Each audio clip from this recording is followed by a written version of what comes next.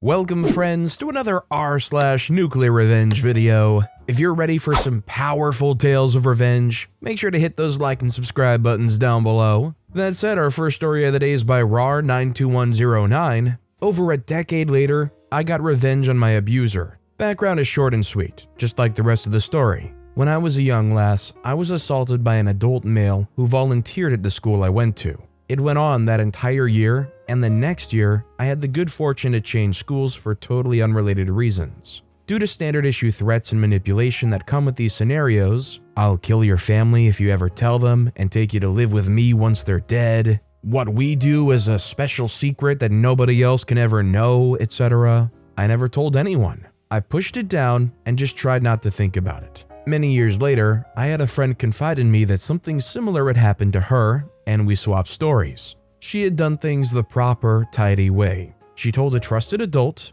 The perpetrator was tried in a court of law, he was convicted, and he was jailed for a long time. Everything wrapped up nice and neat with a little bow on top. She was pissed at me for not telling anyone about what had happened to me, even if it hadn't been until years later. Because what if it had happened to someone else? But I pointed out that once it was past the statute of limitations, I couldn't really tell anyone.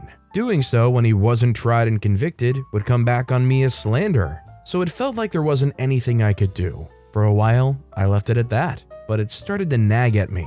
Was there really nothing I could do? I started by looking him up online. A basic Google and social media search were all I needed to find him. Living far away from where I was, and I wasn't sure if that meant good or bad things for my revenge, whatever it turned out to be, as I had no definite plan then. On his very public profile, I got some news that rattled me. He had terminal cancer. It didn't seem like he was going to drop dead the next day, but still, it was now or never if I wanted to get some kind of closure from him. So I requested him on social media, and he accepted. I sent him the first message. "Hey, I'm OP from school. Do you remember me?" He answered yes, and that was it. I asked for his phone number. "I just want to talk to you." He said he didn't think it was a good idea. I said, "It's been so long, there's nothing that could happen. I'm not mad, just sad more than anything, and I just want to talk. Now that I'm older, I want to understand." He believed me, and I got his number. I tried calling him immediately, straight to voicemail. He said he would set up a time for us to talk. Okay, fine. I can be patient. It only gave me more time to think about what I would do. About a week later, I called him and he picked up. I barely remember this conversation and went through a lot of it on adrenaline, shaking like a leaf. He sounded sick, old and sick. Not intimidating like he used to be, not scary, not anymore. He asked me what I wanted and why I was talking to him after so long. I said, "I just need to hear from you what you did to me so I know I'm not crazy." He said he couldn't do that. I told him he owed it to me and that it had been so long ago. The statute of limitations was expired, so there was nothing that could be done about it. I said that I knew he was dying and that it would clear his conscience to talk about it and answer all of my questions. Win-win, right? He still said no. So I told him that was a shame and that I'd hope to get closure from him, but I guess asking his wife and son that I'd seen on social media would have to be enough. This was a bluff on my part. I knew that by telling him that he could do preemptive damage control. If this didn't work, I'd be out of luck.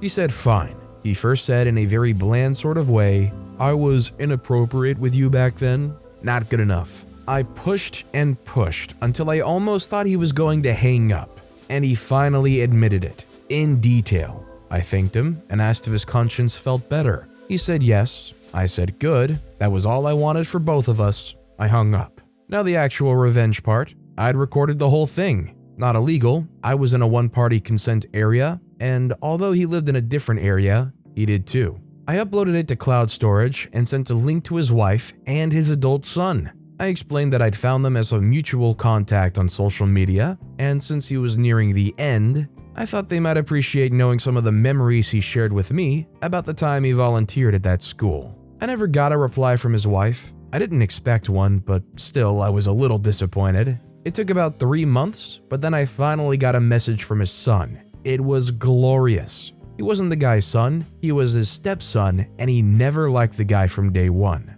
He told his mom this repeatedly, but she insisted he was just bitter about his bio dad leaving and told him to get over it. Something just felt off about him, and now he knew what it was. He apologized to me for how the guy had hurt me, not that it was any of his fault. They didn't even know him back then yet. He told me that he knew his mom hadn't replied to me, but she had listened to it. Afterwards, she'd left him, while he was dying of cancer. The stepson said this guy didn't have a family of his own, and that he and his mom and his own kids were all he had left. They severed ties with him. Best part, the wife never actually married him, and even if she had, when she left, it wasn't exactly like there was time for the guy to contest anything in court. He was fading fast, and that stuff can take a year or more to get settled. He didn't have that kind of time. When she left, she took all the money. It was all hers. He hadn't worked in a long time due to the cancer. She took the closest thing he had to family, and the best part,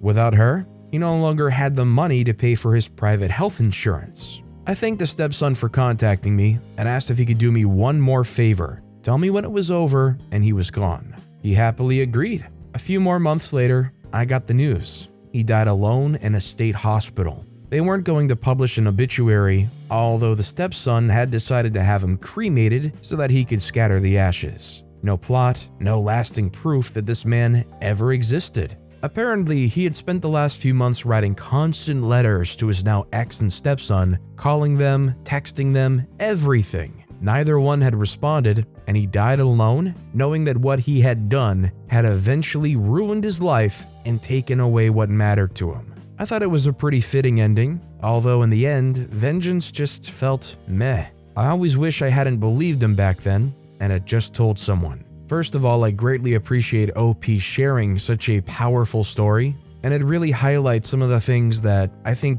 society needs to focus on as much as they can as a whole, where it's just making sure that the kids and the youth know that it's okay to reach out in situations like this where they just feel even uncomfortable, or reinforcing that despite threats, nothing bad is going to happen to them for speaking out. Do you guys feel like the outcome for this assistant was fitting for what they did? Or do you guys feel it was only a taste of what they really deserved? Let me know what you guys think in the comments down below.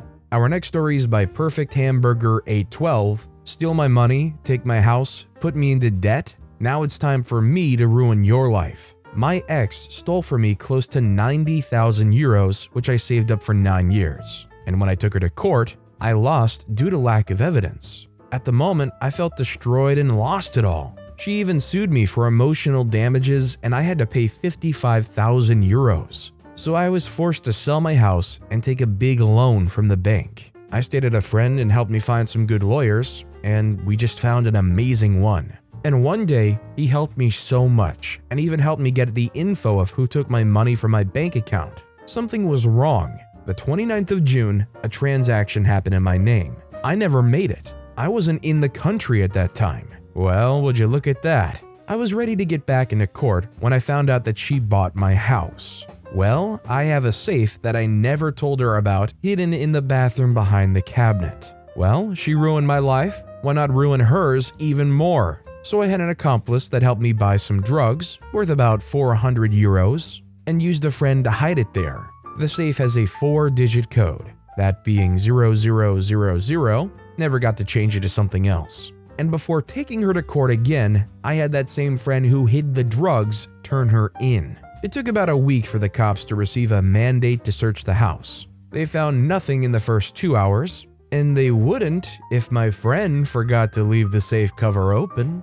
That 400 euro worth of drugs are equal to a 5,000 euro fine and 12 years of prison.